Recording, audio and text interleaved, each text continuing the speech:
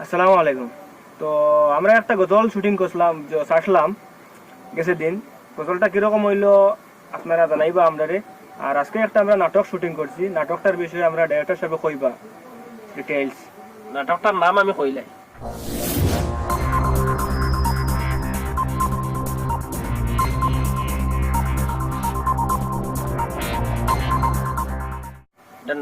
নাম হইল গিয়ে খলস ফির।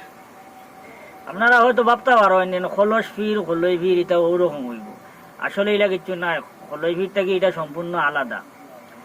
কারণ আমরা কাছে প্রায় সময় টেলিফোনের মাধ্যমে আমরা অনেক যোগাযোগ হয়, অনেক মানুষে ফোন করেন, রিকোয়েস্ট করেন যে সমাজে এটা বন্ডামি চলে, ওগুলার আপনারা একটু তুলিয়া ধরেন।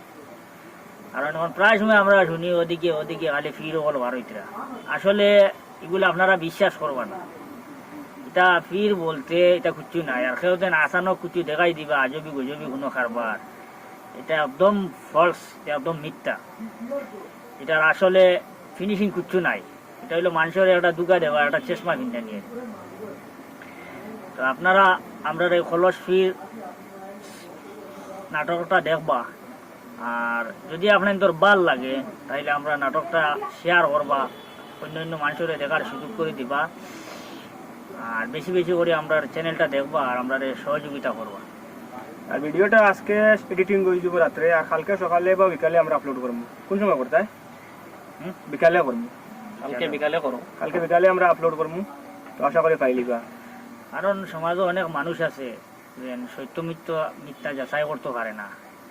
কারণ হইলো একবার এক ঘটনা ঘটছিল আমরা ওখানো, একজন মানুষে বাজারও 10 মিনিটের মতো খালি বুঝাইছে মানুষরে যে আপনারা এই তাবিজ টুবিজ ইটা কিনুন না জানি, এটা ঠিক না, এটা থেকে দ্বন্দ্ব হইলো তো হয় না, তাবিজে পয়সা বানাইতে পারে না। বুঝাইতে বুঝাইতে লাস্টে পরীক্ষা করে দেখাত লাগলো যে মানুষে আমার এই কথাগুলা বুঝছেন।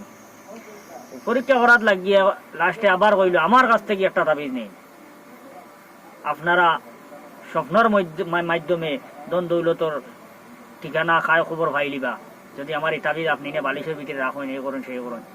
কোয়ার বাদে দেখা যায় ফিরিয়া তার কাছে সব মানুষের তাবিজ লওয়া শুরু করে। এ আবার সবর কাছে পয়সা উইসা লইয়া তাবিজ সারারে দিয়া কইল অত সময় আমি আপনার তো রেখিতা বুঝাইলাম, কইলাম এরকম যদি তাবিজ বেছে আপনারা তাবিজ লইবা না, এটা মিথ্যা, এটা ফলস, এটা বন্ড মানুষ।